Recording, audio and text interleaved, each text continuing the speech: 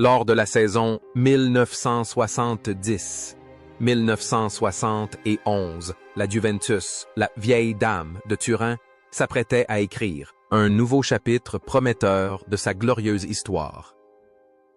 Ce fut une période charnière marquée par une transition générationnelle cruciale, où des vétérans expérimentés guidaient une génération de jeunes talents qui allaient devenir les piliers du football italien. Grâce à leur fameux style de jeu défensif, le catenaccio sublimé par la finesse de leur milieu de terrain, ils ne se contentèrent pas de rivaliser avec acharnement en série, mais atteignirent également les phases finales de la Coupe des villes de foire. Cette génération a durablement marqué les esprits des supporters par son image de résilience, de bravoure et d'élégance. Mais derrière la gloire du terrain, derrière les acclamations retentissantes dans les tribunes du stadio communal, ce jour-là se cachent des destins, humains faits, de joie, de colère, d'amour et de haine. Plus d'un demi-siècle ceste, écoulé le temps, a recouvert les trophées de poussière, mais a aussi gravé des marques indélébiles sur leur vie. Certains sont devenus de grands stratèges, d'autres ont choisi une vie recluse, et d'autres encore ont quitté à jamais, laissant derrière eux d'innombrables regrets.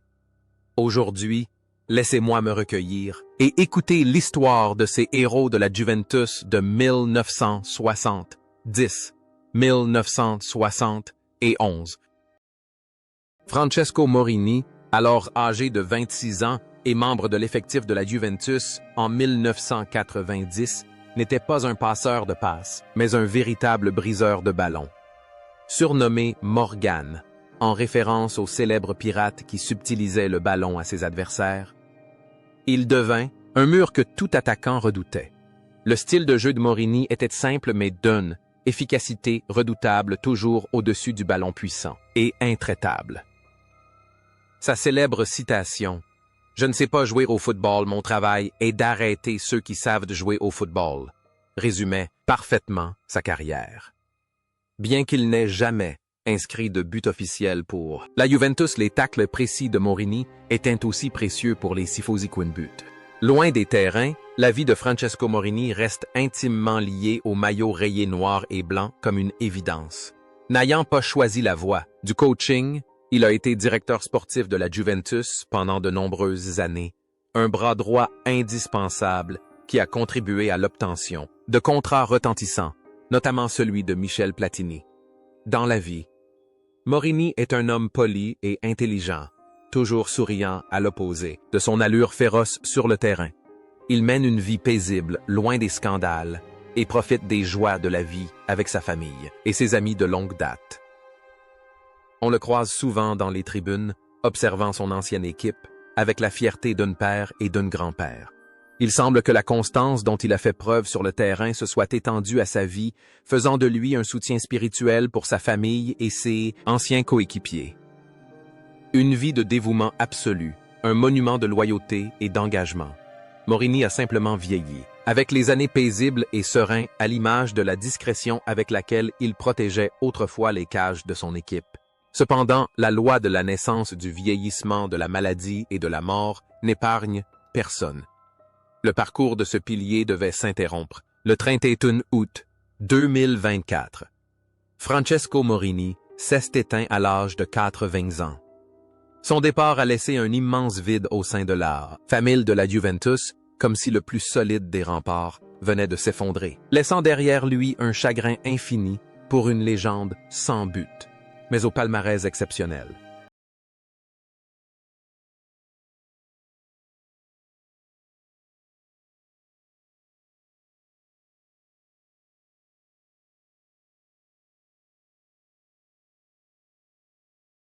Luciano Spinozzi, le défenseur de 20 ans qui rejoignit la Juventus à l'été 1970, apporta avec lui une énergie juvénile et un enthousiasme débordant.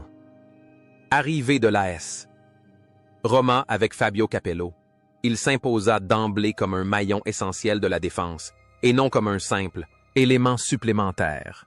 L'alliance de sa jeunesse, de sa détermination et du style romain forgea le style de jeu unique de Spinozzi. Lors de la saison 1970, 1971. Il participa à 28 matchs, devenant un soutien fiable aux côtés de ses aînés, expérimentés.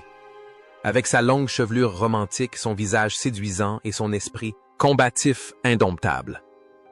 Spinozzi devint rapidement l'idole de la jeunesse italienne de l'époque. Après ses années de gloire à la Juventus couronnée de nombreux scudettos, Spinozzi a poursuivi sa carrière à la Roma et à Vérone avant de raccrocher les crampons. Toujours en quête d'une nouvelle vie, il s'est tourné vers le coaching où il a marqué les esprits comme adjoint de Sven-Göran Eriksson à la Lazio durant la période faste du club.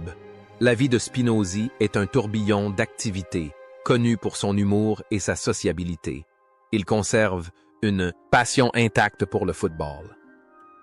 Bien que moins médiatisé que ses anciens coéquipiers, Spinozzi occupe une place prestigieuse dans le monde professionnel, où son savoir et sa vaste expérience sont reconnus. Il existe un contraste saisissant entre Spinozzi sur le terrain et en dehors. Sur le terrain, c'est un guerrier qui n'a pas peur des contacts. En dehors, c'est un homme d'une grande douceur qui savoure la vie avec poésie. Il passe beaucoup de temps en famille, s'investit dans la vie associative locale et intervient occasionnellement dans des émissions de commentaires sportifs, apportant un regard à la fois incisif et humoristique. Aujourd'hui, à 74 ans, Luciano Spinozzi coule des jours paisibles après des années de combat. Il a quitté le banc de touche, préférant se retirer discrètement pour profiter de sa retraite. Malgré ses cheveux grisonnants, le regard du défenseur brille encore. De fierté lorsqu'il évoque sa jeunesse trépidante, où avec ses coéquipiers, il a écrit de glorieuses pages de l'histoire du football italien.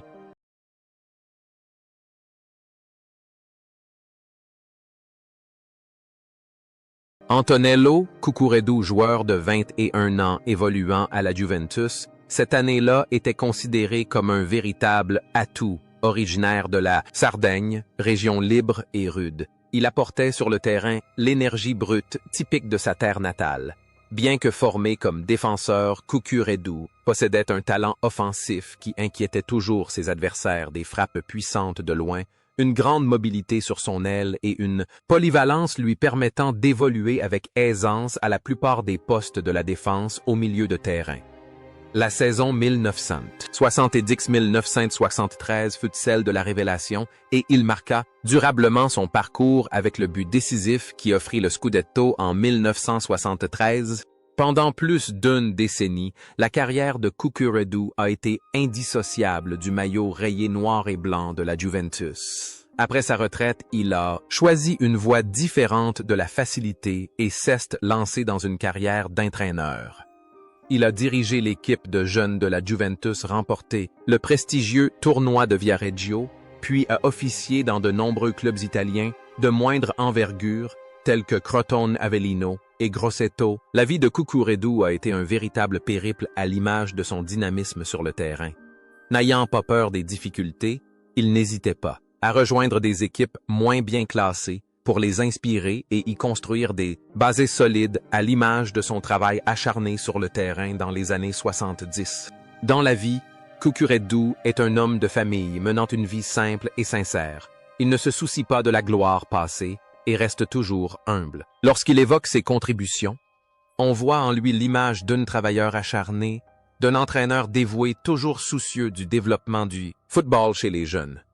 L'enthousiasme qu'il déploie sur le terrain en tant qu'entraîneur est aussi intense que lorsqu'il était joueur, preuve que sa passion pour le football est restée intacte. Aujourd'hui, à 75 ans, Antonello Cucureddu mène une vie plus paisible.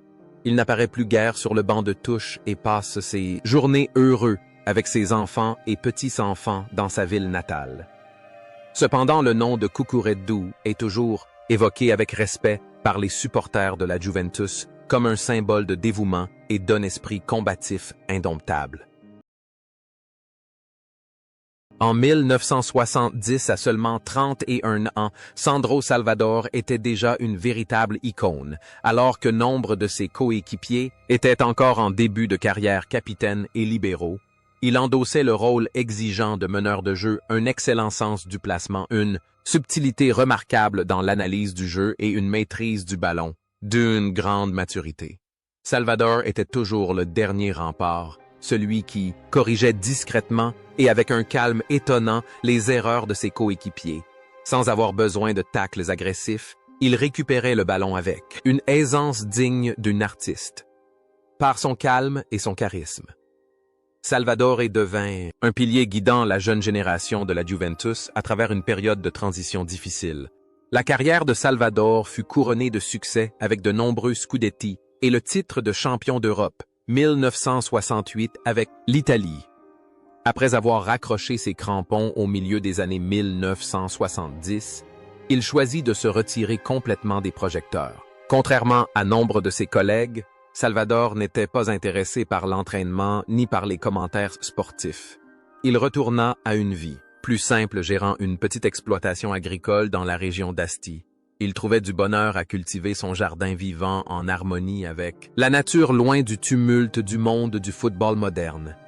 C'était une vie paisible à l'image de son attitude décontractée et insouciante sur le terrain. Le contraste entre le leader charismatique sur le terrain et le vieux fermier discret en dehors contribue à forger la personnalité de Salvador. Il accorde rarement des interviews, préserve sa vie privée, mais chacune de ses apparitions publiques suscite un respect absolu auprès des supporters et des jeunes joueurs. Il incarne une génération de joueurs qui pratiquent un football intelligent et vivent avec humilité. Cependant, le parcours de ce capitaine exemplaire s'est interrompu. Par une froide nuit du 4 janvier 2007, Sandro Salvador s'est éteint subitement d'une crise cardiaque à l'âge de 67 ans. Son départ discret a laissé un grand vide dans le monde du football italien. Son héritage ne se limite pas au titre, mais incarne à jamais l'idéal d'un leader courageux, élégant et responsable.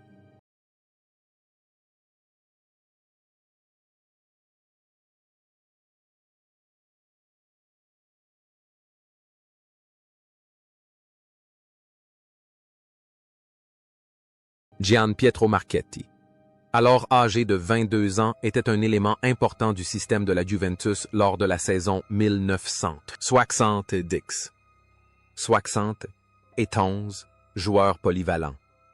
Il pouvait évoluer aussi bien en tant qu'arrière latéral qu'en tant que milieu défensif, doté d'un sens tactique aigu et d'une bonne qualité de passe. Marchetti initiait souvent les attaques depuis l'arrière. En 23 apparitions cette année-là, il inscrivit 2 buts. Un total impressionnant pour un joueur à vocation défensive, témoignant de la vivacité et du sens du but du jeune homme. Après 5 années consacrées à la Juventus et 2 titres de champion, Marchetti rejoint l'Atalanta où il devient une légende. Une fois sa carrière de joueur terminée, il ne quitte pas le monde du football pour se tourner vers le management. Il occupe le poste de directeur sportif dans des clubs comme Triestina Piacenza et Naples. Dans ses nouvelles fonctions, il fait preuve d'une grande finesse, d'analyse et d'un talent de négociateur, exceptionnel à l'image de sa lecture du jeu sur le terrain. Homme de l'ombre, il œuvre discrètement à la construction de l'équipe, un manager talentueux et responsable. La vie personnelle de Marchetti était paisible. Homme discret, il s'exprimait rarement dans la presse. On le connaissait comme un intellectuel, un homme calme et digne de confiance. Malgré des hauts et des bas dans sa carrière de dirigeant, il conserva toujours le respect de ses collègues. Il menait une vie équilibrée entre travail et famille à l'image de nombreux hommes italiens exemplaires. Aujourd'hui, à 76 ans, Gian Pietro Marchetti a pris sa retraite et profite pleinement de sa retraite. Il a laissé derrière lui les calculs tactiques et les négociations de transferts tendus. Marchetti est désormais un spectateur fidèle suivant ses anciennes équipes avec une passion indéfectible, comblée par une carrière riche et épanouissante, tant sur le terrain que dans les bureaux. Luigi Danova, lors de la saison 1977-71, fit son apparition dans l'effectif de la Juventus en tant que jeune joueur prometteur encore inconnu à l'époque. Âgé de 18 ans, ce jeune talent promu de l'équipe réserve nourrissait de grands espoirs pour l'avenir, bien qu'il n'ait disputé aucun match officiel cette saison-là. Danova acquit un atout précieux, s'entraîner quotidiennement aux côtés de joueurs expérimentés de renom tels que Salvador ou Morini. Son parcours fut alors emblématique d'une génération de jeunes, joueurs persévérants, attendant patiemment leur chance et s'efforçant sans cesse de s'imposer progressivement au plus haut niveau. N'ayant pas trouvé sa place à la Juventus, Danova prit une décision audacieuse, partir pour s'affirmer. Il rejoignit Como Cesena, puis le Torino, le grand rival de la Juventus dans la même ville Seste, au Torino, qu'il brilla véritablement devenant l'un des meilleurs défenseurs de Serie A dans les années 70 et étant même appelé en équipe nationale italienne. L'histoire de Danova est une leçon de persévérance. Les débuts peuvent être difficiles, mais l'effort personnel détermine le succès. Après sa retraite, il entraîna également dans les divisions inférieures, continuant d'inspirer la nouvelle génération dans la vie. Luigi Danova est connu pour son humilité et son ardeur au travail. Il comprend la valeur du travail et du sacrifice, sans ostentation. Il conquiert les cœurs par sa sincérité et sa simplicité. Loin des terrains de football, sa vie est faite de journées simples, en famille, loin du bruit et des commérages. Aujourd'hui, à 72 ans, Luigi Danova coule une retraite paisible, bien qu'il ne soit pas une légende de la Juventus son parcours. Du banc de touche à l'équipe nationale reste une belle histoire, source d'inspiration pour les jeunes joueurs qui peinent à trouver leur place.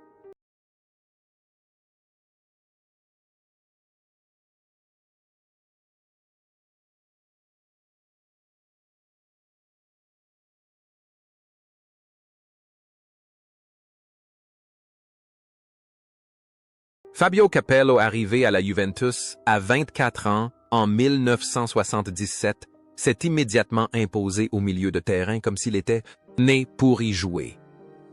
Doté d'une intelligence de jeu visionnaire. Capello n'était pas un simple milieu défensif, mais un regista, né un meneur de jeu, d'exception. Sa technique individuelle, exquise, sa vision tactique aiguisée et son sang-froid ont façonné son style unique au milieu. Ses 5 buts en 27 matchs lors de sa première saison témoignent de son talent complet. Sur le terrain, Capello se transformait en véritable chef d'orchestre, contrôlant le rythme du jeu et menant ses coéquipiers avec une autorité naturelle. La carrière de joueur de Capello fut brillante, mais sa carrière d'entraîneur le fut encore davantage. Il devint Don Fabio, l'une des entraîneurs les plus titrés de l'histoire du football mondial, ayant dirigé des clubs prestigieux comme le Milan AC, le Real Madrid, la Roma, la Juventus et l'équipe d'Angleterre. Il est réputé pour sa discipline de fer, son pragmatisme et son ambition dévorante. En dehors du football, Capello est un homme aux goûts esthétiques raffinés, passionné d'art et propriétaire d'une impressionnante collection de tableaux. Ceste, un homme accompli et cultivé qui dégage toujours une grande autorité. Il existe une étrange cohérence entre Capello le joueur et Capello l'entraîneur sang-froid, détermination et une mentalité de gagnant inébranlable. Pourtant, derrière cette apparence sévère, se cache un homme d'une grande intelligence et d'un humour subtil. Il sait apprécier la vie voyage à travers le monde et conserve toujours une allure digne. Le mot « échec » n'a jamais vraiment existé dans sa vie, car même lorsqu'il trébuche, il se relève plus fort. Aujourd'hui, à 78 ans, Fabio Capello est toujours un visage familier du petit écran en tant que commentateur sportif. Ses analyses, incisives et directes, suscitent encore l'admiration. Figure emblématique, témoin vivant de l'histoire du football, il continue inlassablement de transmettre au public actuel des réflexions profondes sur ce sport.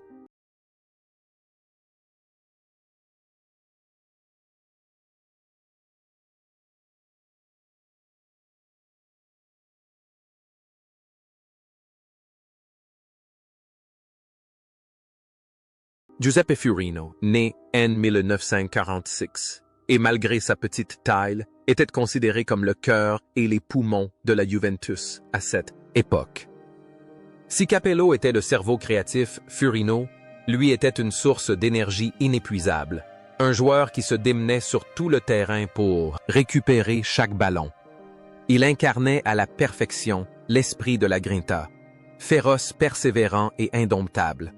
Du haut de son mètre 69, Furino inspirait confiance à ses adversaires par sa ténacité et sa capacité à s'accrocher au ballon jusqu'à l'étouffer. Toujours discret et efficace pour l'équipe, il était le pilier qui permettait aux stars de l'attaque de briller. La carrière de Furino fut remarquable. Il passa toute sa carrière à la Juventus, remportant 8 scudetti, un record qui tint des décennies avant. D'être battu par Buffon, Furino ne quitta jamais le navire bianconero, même dans les moments les plus difficiles. Après sa retraite, il travailla au sein du centre de formation et du département de recrutement du club. Sa vie fut un modèle de fidélité absolue. Il mena une vie simple et discrète, plaçant toujours sa famille au premier plan. Cependant, le destin a mis le vieux guerrier à rude épreuve. Pendant la pandémie de COVID-19, son épouse Irène, sa compagne de toujours, a succombé au virus et Furino lui-même a failli y laisser sa vie.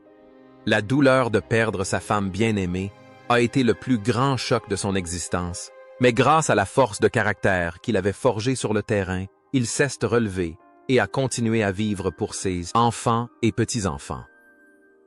Son image à la fois solitaire et résiliente a suscité la compassion et l'admiration de nombreux fans. Aujourd'hui, à 78 ans, Giuseppe Furino est une légende vivante de Turin. Malgré une santé déclinante, sa passion pour la Juventus est restée intacte. Il demeure un symbole immortel de fidélité, une qualité de plus en plus rare dans le football moderne.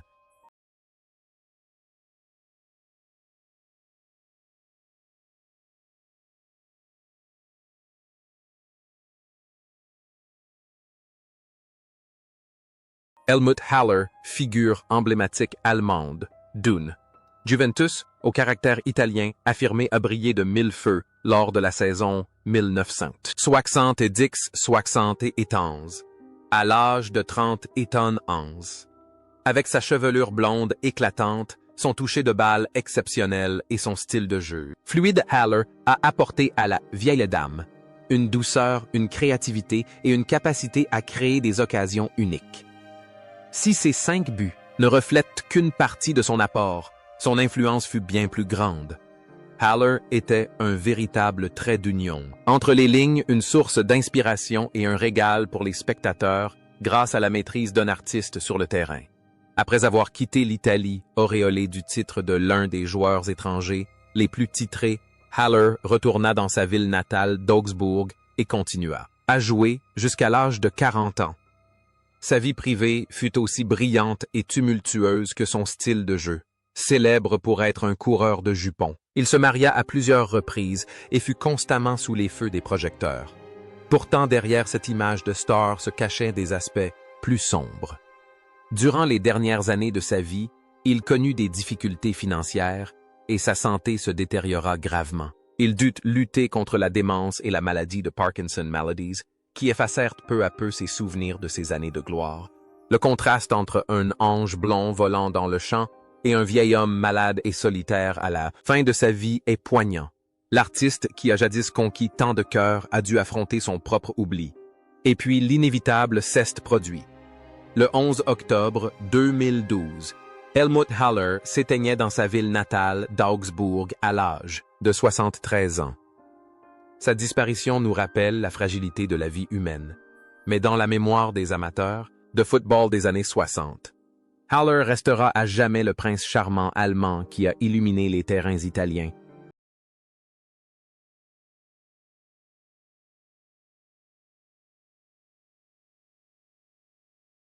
Franco Cosio, surnommé Barone, incarnait l'élégance et la perfection technique.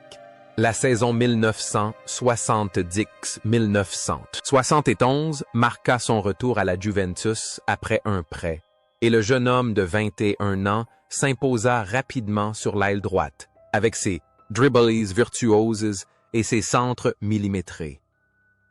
Cosio inscrivit 6 buts et créa d'innombrables occasions.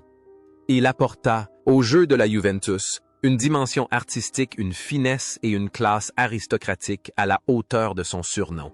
La carrière de Cosio connut alors un essor fulgurant culminant avec la victoire de l'Italie à la Coupe du Monde 1982. Il devint l'un des meilleurs ailiers de l'histoire du football italien. Après sa retraite, Cosio resta étroitement lié au football en tant que commentateur sportif et ambassadeur de marque. Il écrivit des livres partageant sa philosophie du football et de la vie. La vie du baron fut riche et épanouissante. Il conserva sa forme physique, sa santé et une lucidité remarquable. Homme d'affaires, prospère et père de famille heureux, il incarna la star qui sut briller aussi bien pendant sa carrière qu'après. Il n'y a guère de différence entre Cosio sur le terrain et Cosio dans la vie, toujours aussi soigné, poli et intelligent. Il apparaît toujours en public impeccable s'exprime avec aisance et est d'une grande culture. Il prouve que les footballeurs ne se contentent pas de savoir jouer au football, mais peuvent aussi devenir des hommes accomplis. Aujourd'hui, à 75 ans, Franco Causio demeure une figure incontournable des chaînes sportives italiennes. Il mène la vie d'une légende, respecté participant régulièrement à des matchs de charité et à des événements liés à la Juventus. Son histoire est une belle histoire, une note positive dans la symphonie des hauts et des bas de la génération des années 1990. Roberto Bettega, véritable révélation de la saison. 1970. 71 intègre la Série A à l'âge de 20 ans, les cheveux déjà grisonnants, ce qui lui vaut d'emblée le surnom de Penna Bianca, plume blanche. Grâce à son instinct de buteur hors pair, Bettega s'empare rapidement du championnat 13 buts en seulement 28 matchs, font de lui le principal espoir de l'attaque de la Juventus. Le danger que représente Bettega réside dans ses puissants coups de tête, sa finition remarquable et ses déplacements astucieux. Il n'est pas seulement un attaquant, mais aussi le symbole de l'ascension fulgurante de la jeune génération de la Juve à cette époque. La vie de Bettega fut cependant une succession d'épreuves difficiles mêlées de gloire. Au sommet de sa carrière, il contracta la tuberculose, une maladie qui menaça de mettre un terme prématuré à sa carrière. Mais grâce à une détermination hors du commun, il vainquit la maladie et revint sur le devant de la scène pour devenir l'un des plus grands attaquants de l'histoire du club. Après sa retraite, il intégra la direction de la Juventus, au sein du célèbre trio Moggi Giraudo Bettega. Mais le scandale du Calciopoli éclata bien qu'innocenté sa réputation et son âme en furent profondément ébranlées. Bettega était un homme introverti, réservé et fier. Il avait traversé toute la gamme des émotions, héros du football malade, en phase, terminal entraîneur puissant au cœur d'une tempête médiatique. Mais, malgré tout, il était resté fidèle à lui-même. L'homme turinois calme et courageux. Aujourd'hui, à 73 ans, Roberto Bettega a pris sa retraite. Il mène une vie paisible loin des médias, laissant derrière lui la gloire et les scandales. Pour les vrais supporters de la Juventina, Bobby Gol reste une figure emblématique, lui qui a consacré toute sa jeunesse et toute son énergie au maillot noir et blanc.